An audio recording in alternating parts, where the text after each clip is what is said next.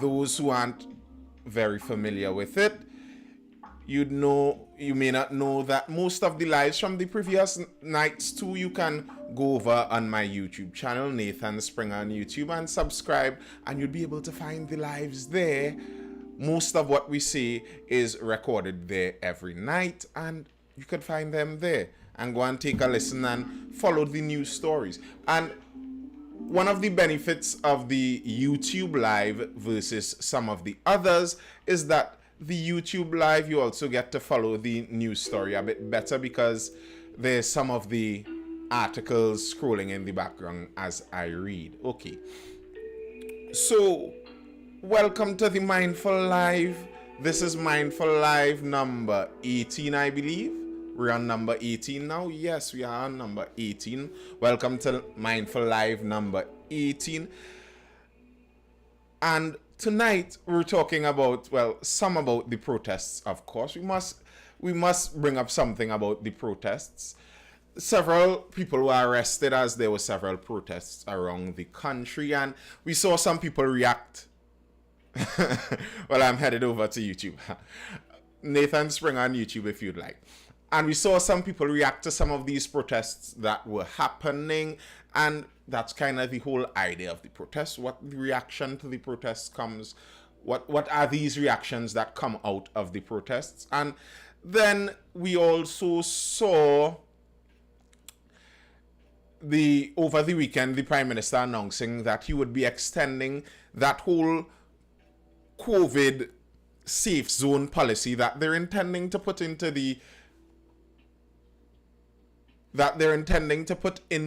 the public sector. That safe zone policy has been extended. The deadline was supposed to be today, the 17th, but that was pushed back. They basically created a line to block the walk so they could use their toys irresponsibly. Well, I am headed over to YouTube. All right. So the first news story we're getting into has to do with that protest that happened in our capital city and the consequences of that protest action. Social media activists among 11 arrested in health walk. Well, according to them, it may not have been necessarily. Greetings, my brother and the rest of Trinidad and Tobago, to you also, Big Mikey. Yes, according to them, it was a health walk. It wasn't a protest. They were engaging in a health walk. They just wanted to know, make sure their health was up to mark. A health walk billed pushback too that attracted hundreds, including children, came to an abrupt end on Sunday after police used tear gas to break up the crowd. The police reported that participants of the walk began acting erratic and hurled missiles at armed lawmen who had to throw canisters of tear gas to disperse the unruly crowd. Following the incident at Queen's Park, Savannah, Port of Spain yesterday, 11 people were arrested and children left nursing injuries. Up to late yesterday, the 11 arrested were still detained at the St. Clair police station. But chairman of pushback committee and businessman Robert Amar has disputed the police report that participants were unruly. This is what Mr. Amar said. This is insensitivity of the police and inconsideration for people's rights. In my view, that is the only reason that could happen. These people went there with no hostility. People went there to express themselves with the way the country is going, the mandatory position the Prime Minister is forcing on the people and the lies that are being told to the country. Amar told Guardian Media in a telephone interview. Absolutely ridiculous, absolutely uncalled for. Nobody went there with any missiles. What are missiles? You could walk with a plastic water bottle. I didn't see any bottle flying. That's what Mr. Amar is saying. But why they use tear gas instead of the LRAD system? From all the videos I have seen, the police had no reason to use the smoke. Do we have videos of the people being unruly? Now, I have only seen a few of these videos. I haven't looked enough of these videos to say I am an expert to know exactly everything that went down there. I don't know. But the police said the people started to behave unruly, the people threw something at them, and because of that, the police sprung into action and they used this tear gas to get the people dispersed. Now, the thing with protests is protests work. but it's a careful balancing act. Protests work once you stay in that non-violent civil disobedience lane. If that's the lane you're in, non-violent civil disobedience, then protests work. They work over time, but very likely what is going to happen is you'd have to be arrested multiple times. And that's kind of just the way it goes with the protests. If you're expecting to win in this protest, understand that you'd have to be arrested. And what the aim of this is that the onlookers would view your plight and see you are just going there and you are innocently being victimized. And usually that's what pulls more people to your side. So if this protest movement would like to get whatever they would like to get accomplished, the secret is you keep at it with non-violence and allow the reactions to happen against you. I don't think the police would do that just so. Body cams would have shown the police perspective.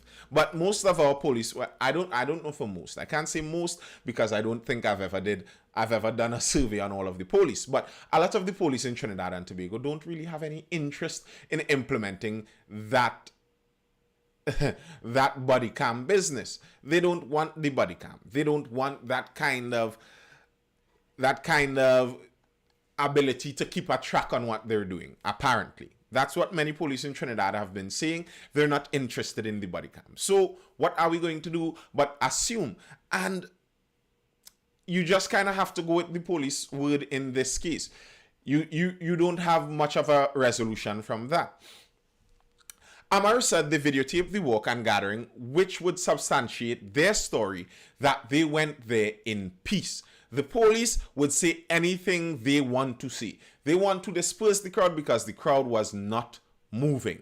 He insisted the excessive force was used by the police. Absolutely. There were children and elderly people there. Now, I've seen some people question, why would you even bring children and elderly people to a protest like that, knowing that things could get a little haywire? But as I said, again, that's kind of the intent of a protest. If you bring children and elderly there, and you're saying we're just being peacefully, and you are being peaceful, you're marching and doing whatever you're doing, you're just talking, you're obeying whatever other rules there are, then if you see police just do something in that case, most of the times what would happen is the public opinion would sway to your side. People would look at the police doing something against you, and the public opinion would generally sway to your side. And that's kind of the idea they were going for. I would say it's up to them how often they want to keep this up. If they're willing to keep it up, who knows? Here's the thing. They're running the risk. They're playing the game, hoping that, hey, Kayla Martinez, they're running the risk, hoping that somehow, as they go through these series of events, that the public opinion would sway to their side. That's the game they're playing there. The reality is, almost all protests, what they're really about is the public opinion. I believe today was MLK Jr. Day, Martin Luther King Jr. He was one of those who really knew how to get down in those protests, and he had the voice for it, the voice to sway the crowds, that Southern Baptist spiritual voice, and he could sway the crowds in the protests, and that's what they were doing. What they were doing, they weren't really aiming at changing the police minds. They weren't really aiming at changing the politicians' minds directly, because you don't really have much ability to change many politicians' minds directly. What changes politicians' minds very often are numbers. The numbers game. If you can get enough people to seem like they're agreeing with what you view as the correct thing to do in this case, if you have those numbers on your side, you're more likely to get political opinions swaying to your favor. And I'd say this was their intent. Good night, unknown boy. Good to see you too. The law states that the police have to give 3 warnings before using tear smoke or firing at all. So here's where I say they were aiming at. And you could see the effect of it.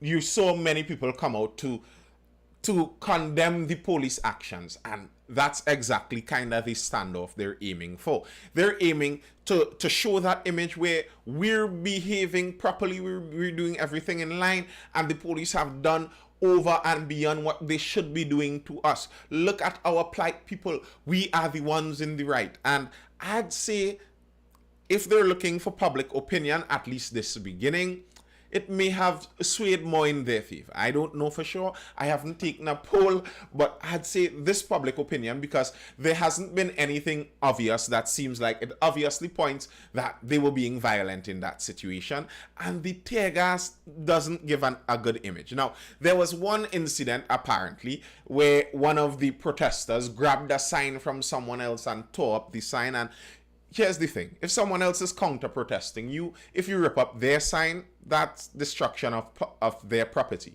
It may even be considered as theft according to who you get prosecuting that. Because if it was their own and you grabbed it from them and then you tore it up, you didn't have the right to do that. Even if they were provoking you, but they weren't in your space, well, take the provocation.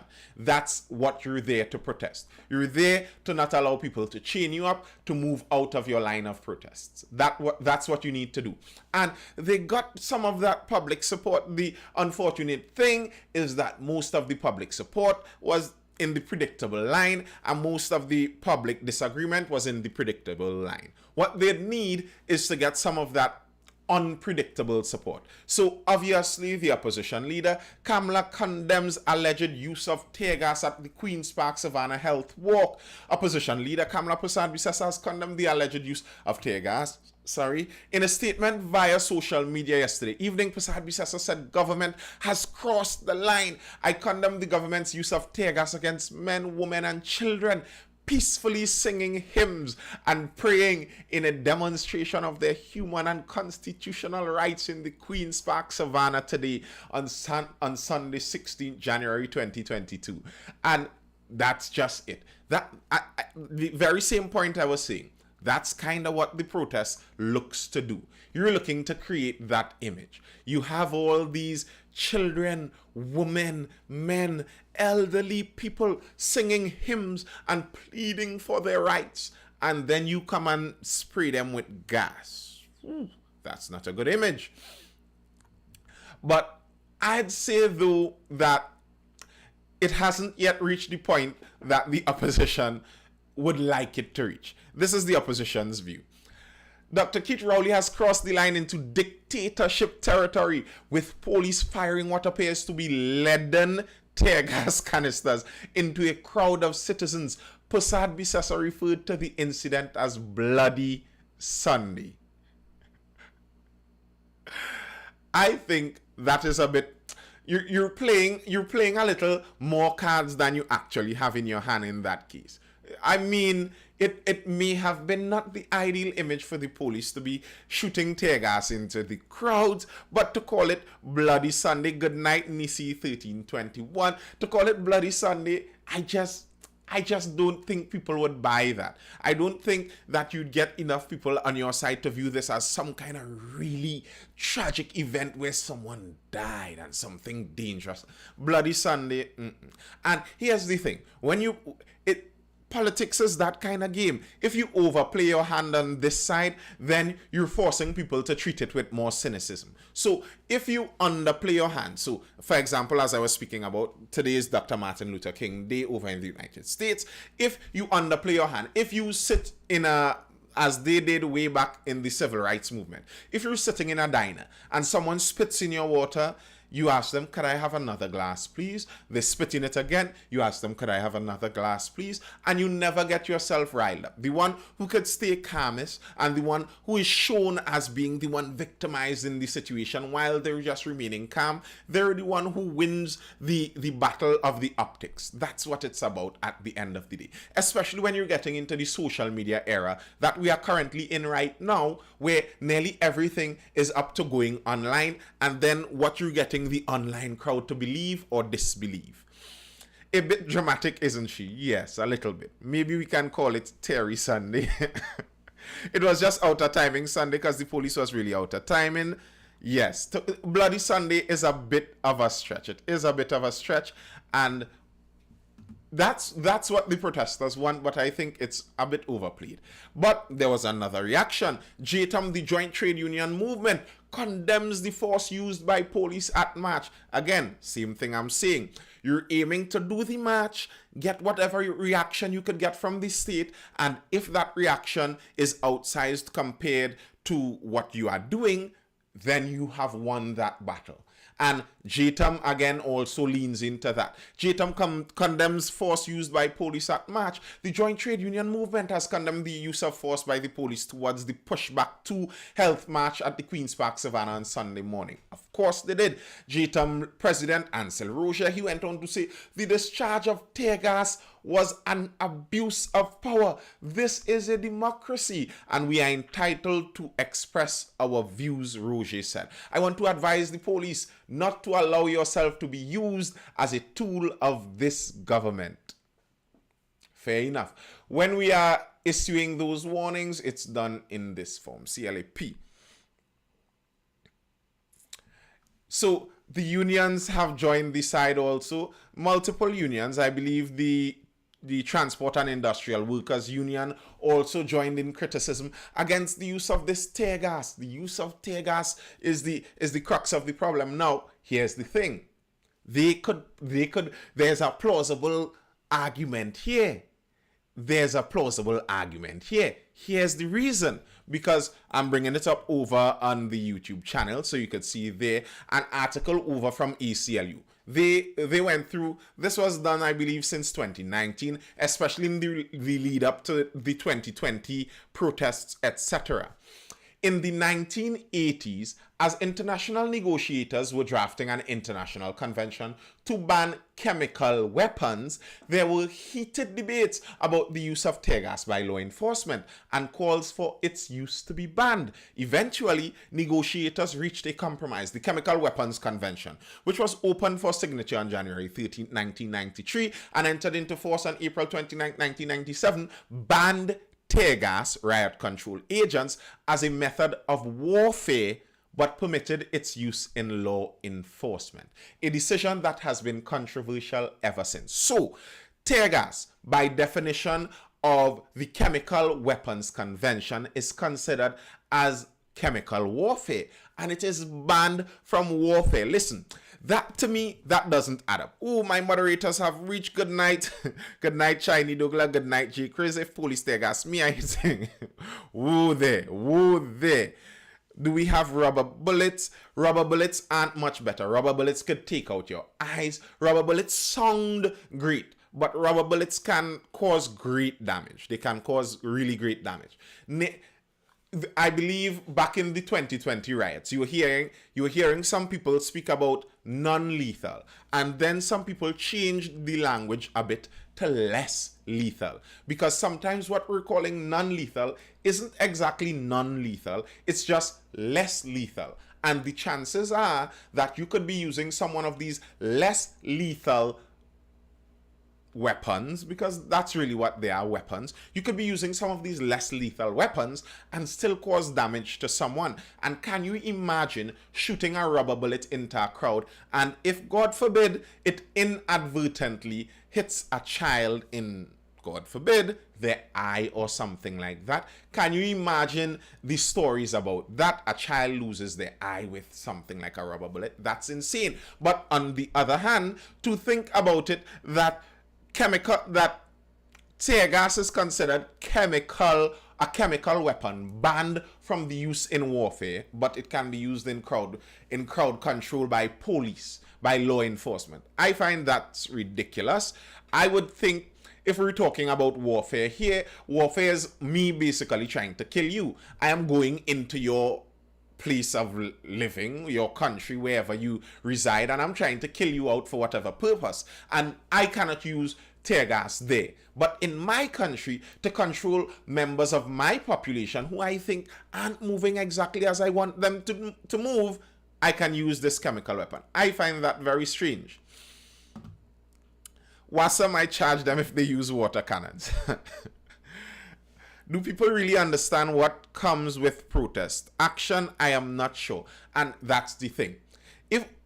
If you, ideally, with that pushback to movement, if they want to see maximum progress, what they may wish for, don't read this, and I read it, because I'm a rebel like that. over on Instagram. What they may be wishing for is and we're talking here in pure optics. We're talking in statistical probabilities, what you'd wish for if you want your thing to be as successful as possible. What you may be wishing for if you want it to be as successful as possible in a protesting sense, then you would want the police to actually do that nonsense. You would be going into these situations and you'd actually want the police to treat you much worse than you are behaving, because that's what builds the optics on your side.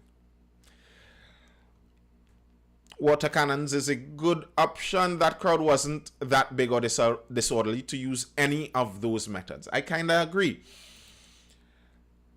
Tear gas and rubber bullets replace the slave whip. Wow, the tear smoke used these days are not the same like tear gas used long ago. I am aware of that. And I remember they were talking about that technicality, but here's the problem. If you consider it tear gas, if you call it tear gas, then people will refer to it as such. And by definition, it may very well still remain under that tear gas definition. Water balloons is the best option, sponsored by Desani. I think you'd end up with a wet fet if you end up with that water balloon scenario.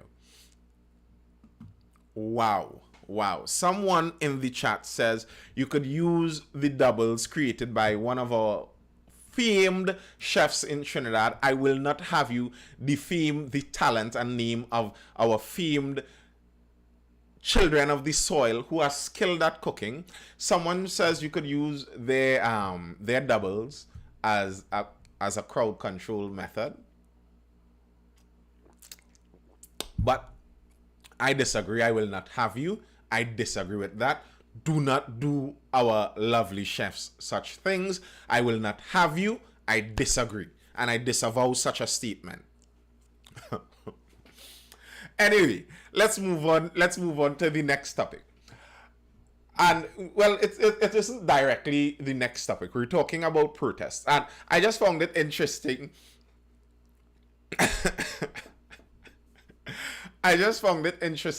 I bet one of the opposition members gave to one of the government MPs. And I just thought I'd get into it a little and see the pickung that they were throwing at each other.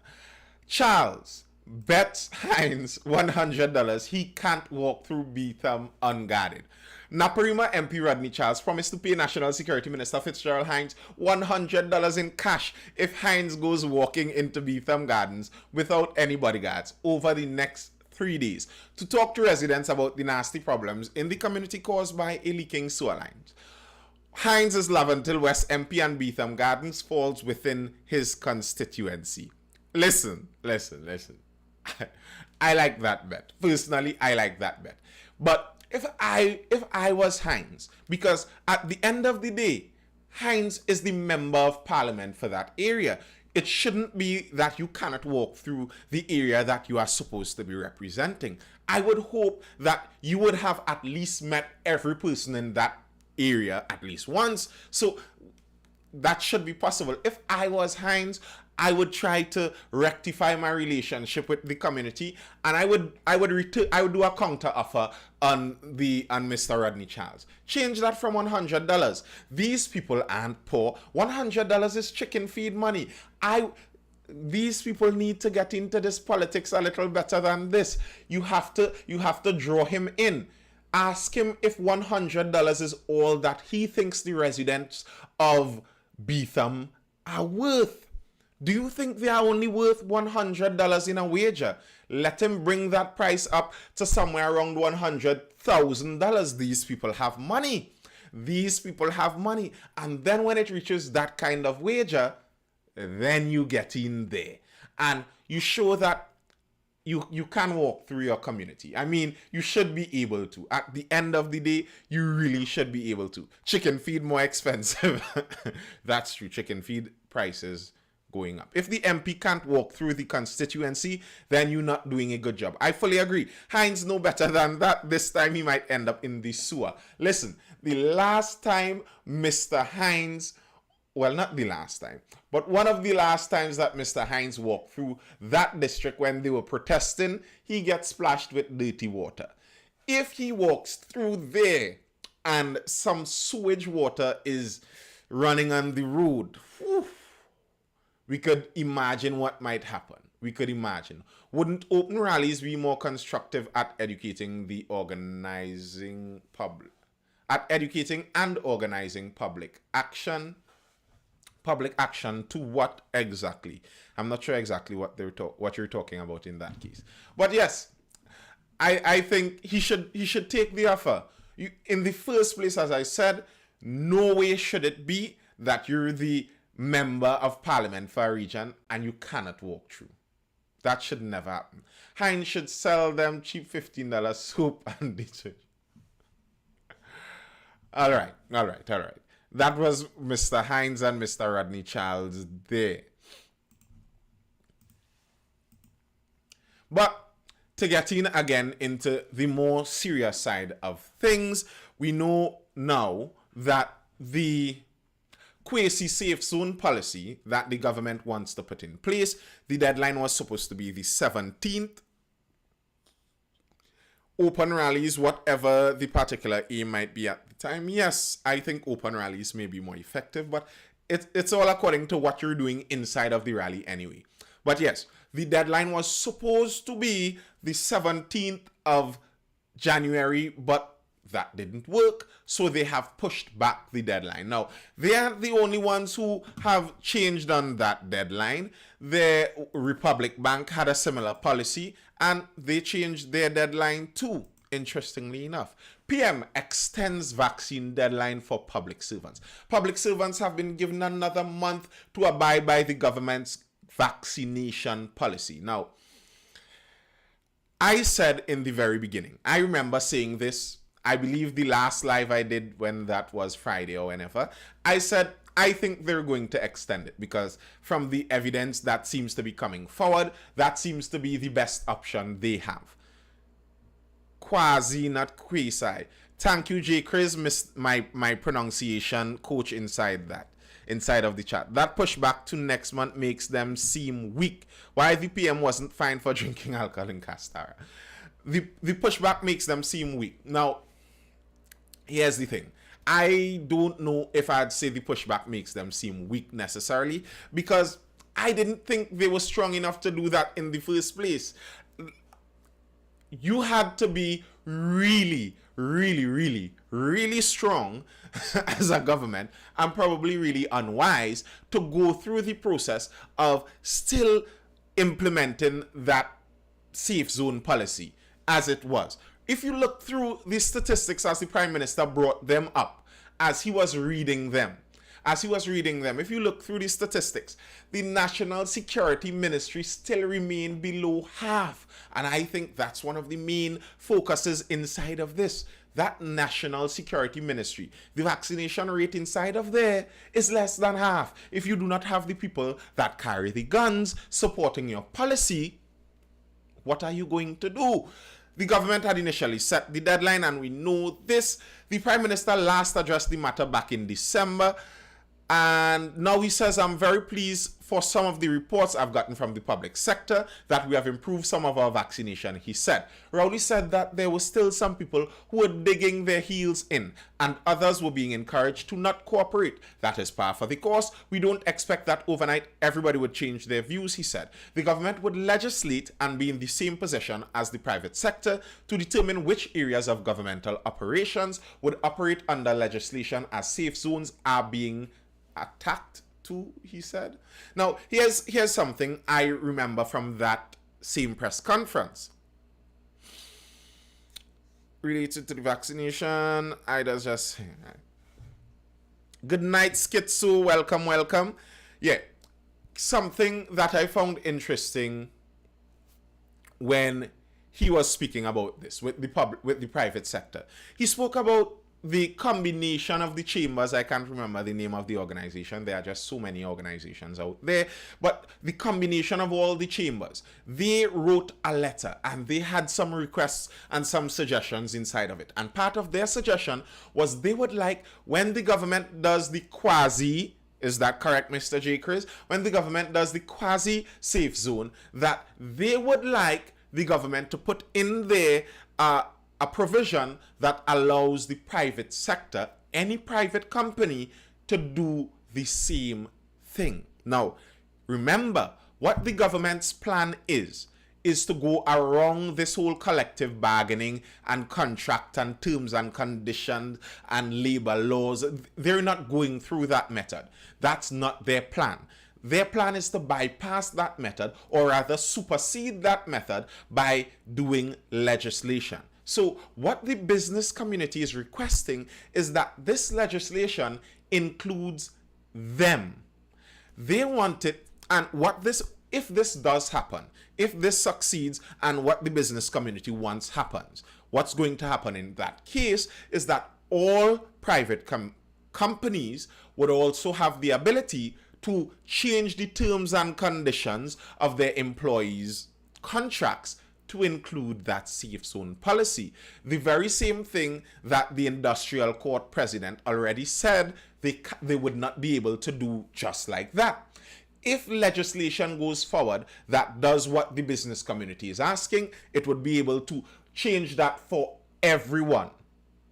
And that's what the business community wants. And I said this long ago. That's obviously what the business community would request. If the government can do the same thing and they do legislation to do the same thing, the business community would also want that. And here's where some of the good night, you didn't miss much, Empress Rooney. As usual, if you missed anything, YouTube is there for you. And here's the thing. That's kind of what many of the unions are complaining about and saying that they are worrying for. Because if legislation is passed in this nature, what it would allow is for businesses to be able to get rid of their staff. Businesses could use this to get rid of some of their staff if they so want to, and downsize a company using this new legislation. And that's what some of the labor unions are saying they are very worried about in this case.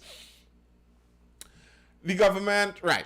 What is safe in a pandemic? We can offer you safety in a pandemic. It is a relative term. That's what Dr. Rowley said when speaking about the safe zone. The safe zone isn't necessarily a safe zone. It's a relative term, relatively safe. He said the citizens are better off if all are masked, sanitized, and socially distanced, even in safe zones. He called on people to focus on what can be done instead of focusing on what cannot be done. All right, let's see what else you said. Anything else important in there? National security vaccination numbers hovered just over 34%. You hear that number? 34%. That's just 1/3 of our national security staff vaccinated. Do you think they would move the date from February 17th when that time comes? Here's what I think. I've said this before, and I think the delay even further proves this point to me.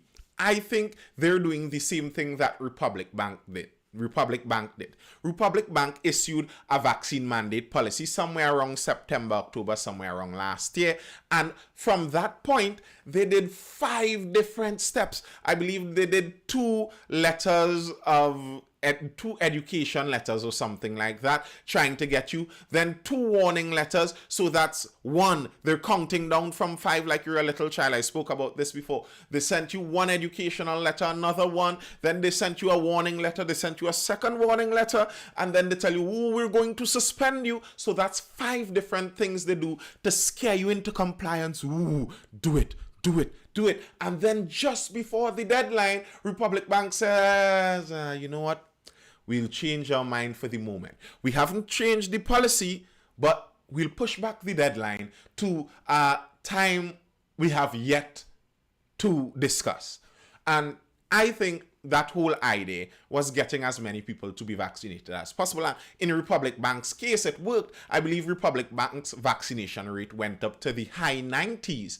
So they got a lot of their staff to get vaccinated when they didn't want to, without actually having to implement that policy. Now, the case against Republic Bank is in the industrial court, and that will be resolved, I believe, mid-February. So now Republic Bank doesn't even have to worry about that case because the deadline, they didn't do the thing. They didn't fire the workers. The workers are still there and they still got the vaccination rate up. And I suspect that the government may be doing some of this because there have been some public sector workers that have gone out and been vaccinated. I know some personally.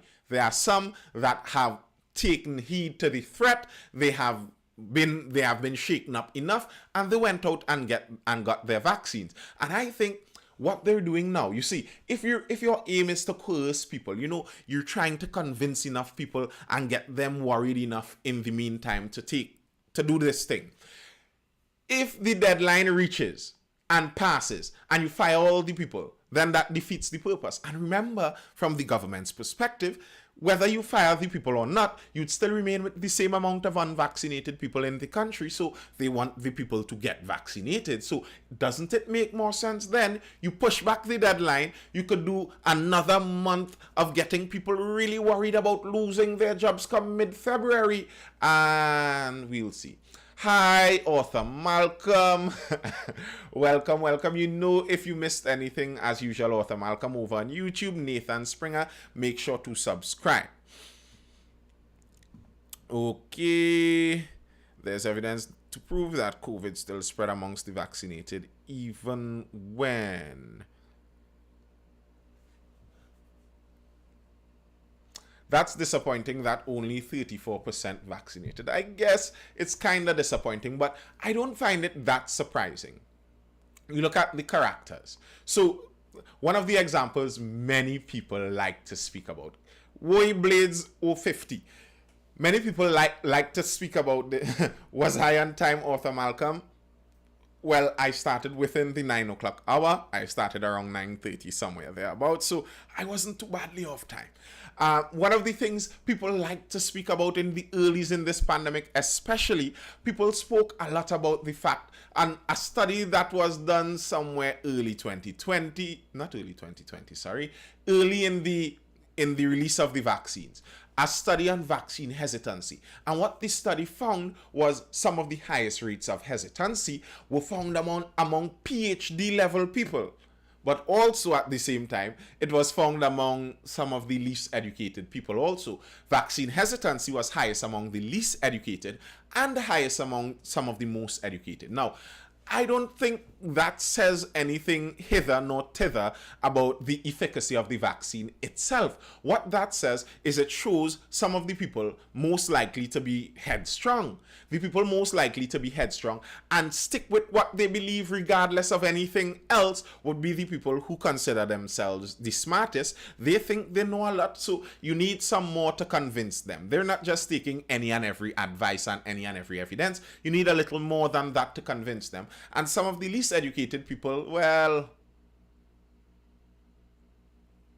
yes, some of the least educated people are kind of in the same group where it's not easy to convince them to change their mind. And now some people insult some of the lesser educated people for things like this, but it makes sense. Listen, if I don't know much, then I'll stick to what I know. If I don't know much and then you come to tell me about something new, well, I don't know about that. What I do know is this, so I'll stick to this. So that makes sense. Some of the least educated, some of the most educated are some of the most headstrong. And I think when you look in our national security ministry, when you look in our national security sector, you look at the armed forces, I think that kind of character choice, looking at what makes somebody end up in a certain area, would kind of explain that. You look at the kind of people that would end up in a national security ministry, and you could kind of see, I think, why they would be more hesitant. They would generally be the more headstrong people, the people more likely to say, you can't force me to do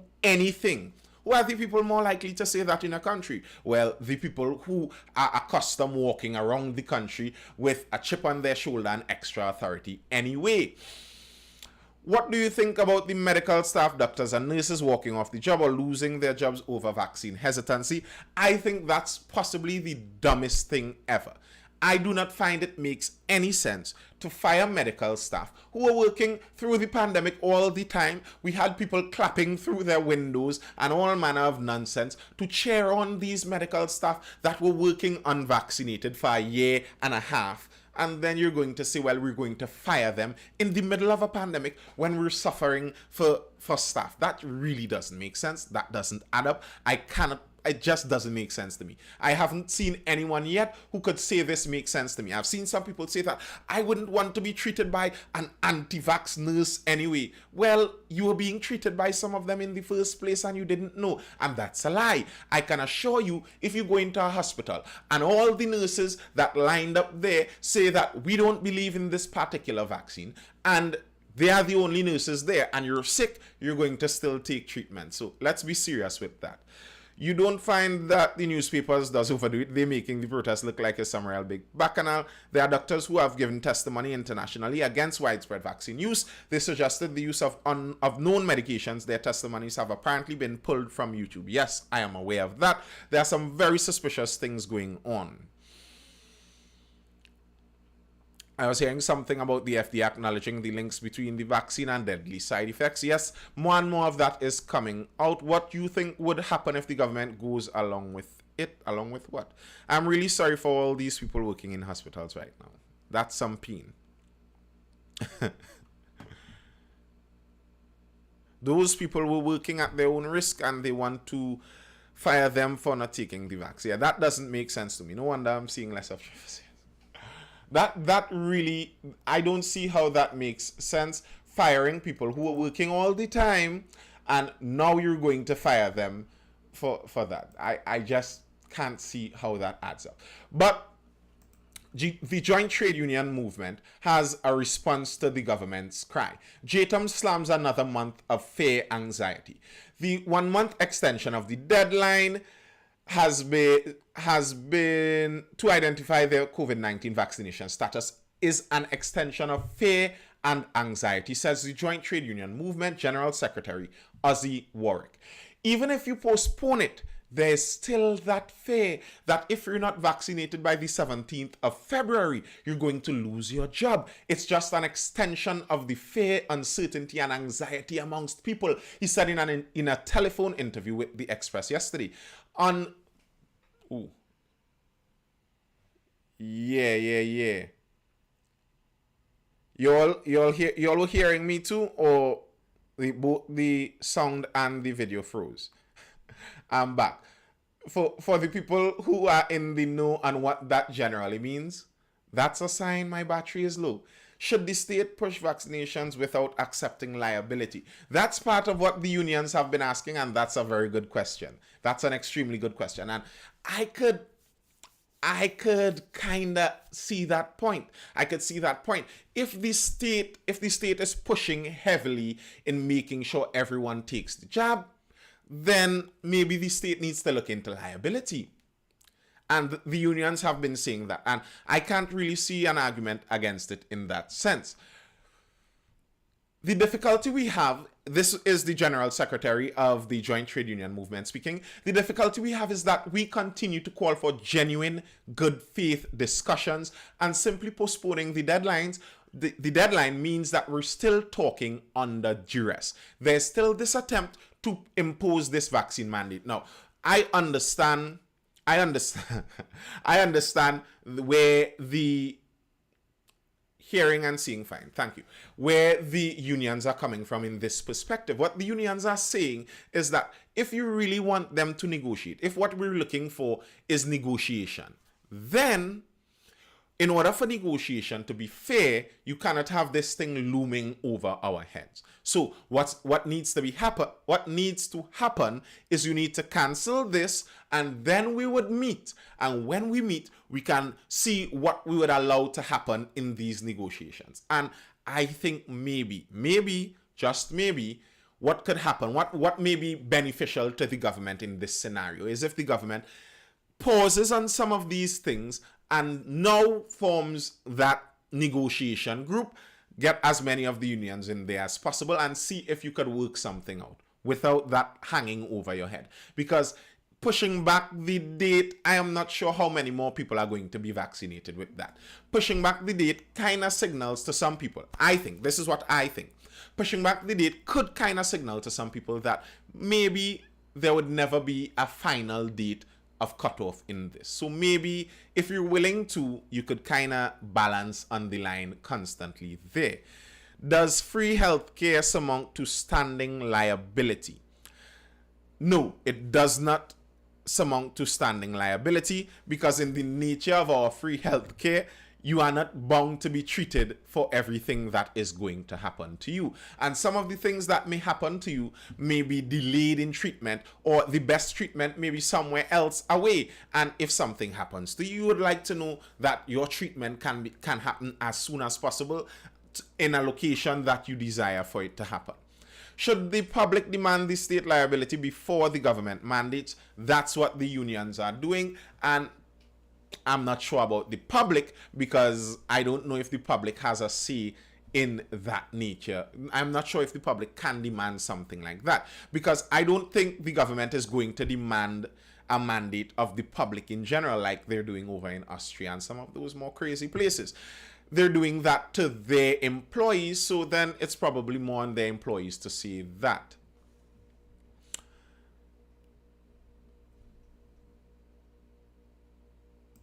Right, and the Prime Minister also announced that he is forming a task force.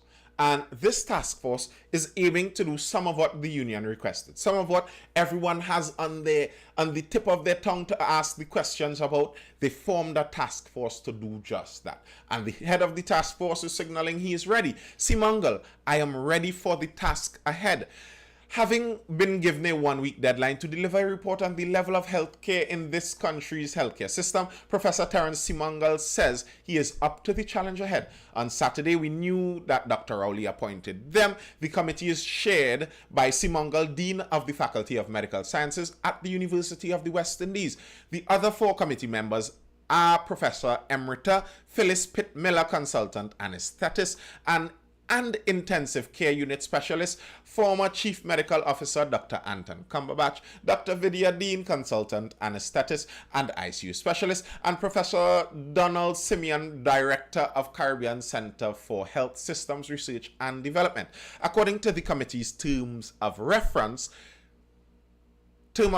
it's expected to identify the profile of the patients who died from COVID-19, review the definition of COVID-19 deaths used by the Health Ministry for consistency with the World Health Organization guidelines and standard practice, and comment on the nature and methodologies for calculating case fatality rate. All right, there's something a bit more specific here where we could go into actually what the scope of this committee is. No, I did not see that document. Ryan, you could send that in my DMs if anything. The scope of the committee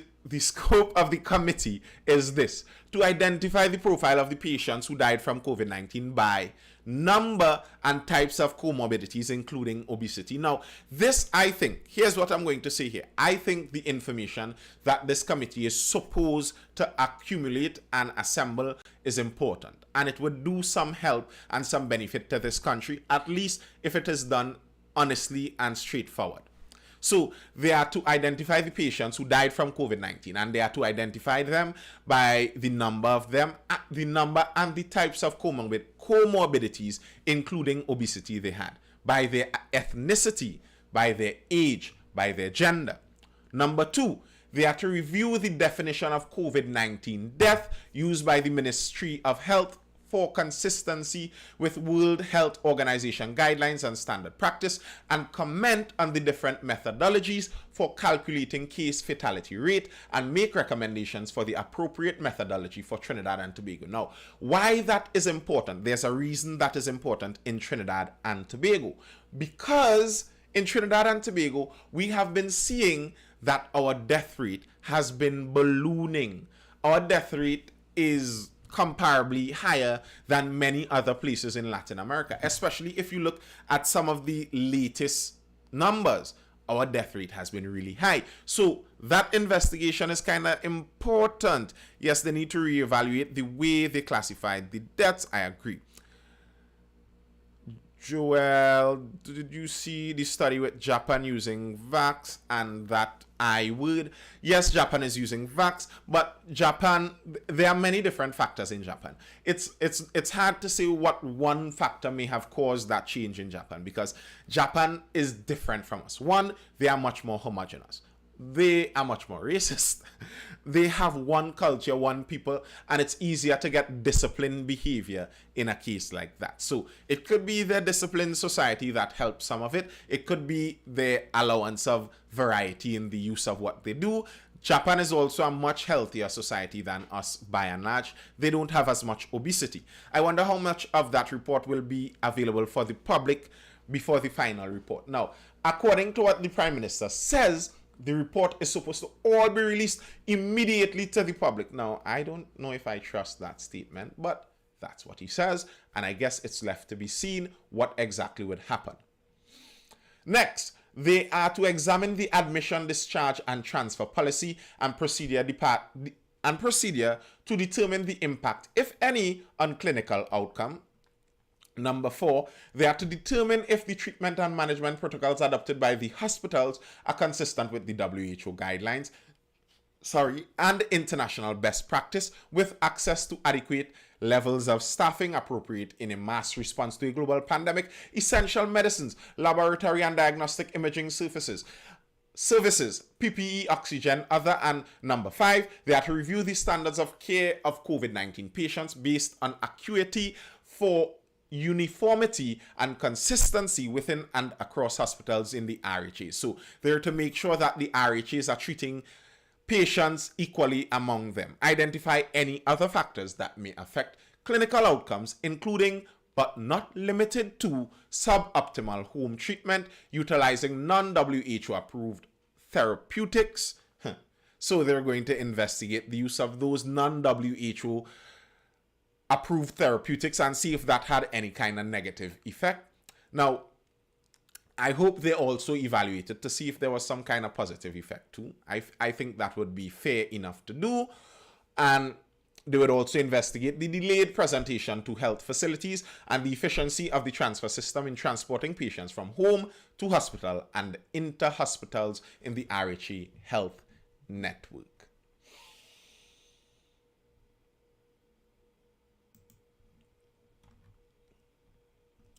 Yes, that's the aim of this 5-member committee.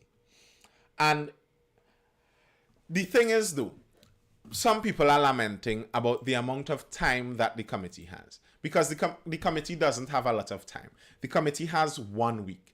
And I saw they asked the head of the committee if they're going to have extra staff. He doesn't even know that yet. The committee has, I believe the committee hasn't met yet. So the week has already gone, 2 days in, and the committee hasn't met yet. They don't know if they're going to have the additional staff. So listen, I wonder, I don't want to be cynical, I don't want to say I'm a conspiracist, but I wonder if they're kind of doomed to fail in this case. It's not even about the proficiency and ability of the members of this committee, but if you have 1 week to do something that intense, are you going to be able to finish that successfully in that time? Them alone can't do that. I don't think they can. And if in a week's time they come back and they have an incomplete report. Now, here's this. I hope this isn't what's going to happen, but if this happens, here's how easy this could potentially play out. A week time passes, they come, they have their report there, but it's incomplete, and they ask for some more time. And the Prime Minister returns to the public and says, well, it was just impossible in that limited time. Here's the limited information we have acquired thus far. Here it is public. We are going to dive in deeper. And we have now hired the committee to do a deep dive for 6 months. And that's the last you're going to hear of that committee. I don't know how many of you looked at my last contemplation from, not last, the one before, not today's one, the one before, where I spoke about committee country. How many committees are formed in this country? We have committees all about. Now, Kamala Prasad-Bissessar, our opposition leader, she has been asking, one of her requests was, she requested that they form, not one of these common committees, but what do they call, that committee where they investigate stuff, and they spend quite a lot of money inside of it. She asked for that somewhere earlier, where she required that they form a commission, right? One of those commissions of inquiries. Thank you, Dora. A commission of inquiry. She requested that they form a commission of inquiry. She requested that earlier on. And she has come out batting now, saying that this is a shortcut form of the very same thing that she requested. And she has some points to make in that, because what she is saying is that if a commission of inquiry was formed, a commission of inquiry, yes, we need a committee to monitor all of these committees. If a commission of inquiry was formed, a commission actually has some teeth. They can actually force people through subpoena to come and testify in front of them. They can do they have some legal power, but this kind of committee doesn't really have any legal power, and they can just go in there and hopefully hope that they find all the information. I doubt that's going to happen. I think something like this needs some more serious digging and some more investigation level stuff. Some people who would be able to make sure that who they ask for the information must give them the correct information. I think that's the level of inquiry something like this needs. I don't know if it's ever going to get it. One can hope, one can pray, but I am unsure if we are ever going to see that level of inquiry into this. And the unions have been complaining about this, because the union's idea was a committee also. The unions asked for a committee, and this is part of what I dislike about some unions also, because unions are kind of part of that whole committee business. You always hire this one and you hire this one, and we have a tripartite committee and a committee to do this, and then we'd have a committee to meet and negotiate, and a committee to meet about the committee, which is the committee, and how we have the committee, and committee. Yeah, and the unions have been saying that they're asking for this, but here's the difference. What the unions asked for isn't a committee exactly like this. They asked for a joint committee where they would give a recommendation of 2 of the members of the committee, and then the government would give a recommendation of 2 of the members of the committee, and then the president would give 1 member of the committee, and you would have a joint 5-member committee. And listen, I have to agree with them that I think that kind of committee would have been more trustworthy. Now, I am not saying that they would have necessarily been more qualified, because you have the case where obviously all of the members of this current committee that the Prime Minister selected seem obviously very well qualified. You can't second guess that. But would they be trustworthy? When that report comes back, would people look at that report and say, yes, I could believe what they are saying, and I think it's the honest view of our healthcare system? I'm not sure. We don't just want a committee, we want a joint committee. Yes, it would have been more transparent in my book. I agree, it would have been. All right. Great. So I stuck to around closer to an hour in streaming today on the YouTube Live. And I thank you all over on YouTube who have tuned in and who would be tuning in at any other time when you're taking in this live. And I now bid you farewell. Peace out. Thank you for tuning in. Bye, YouTube.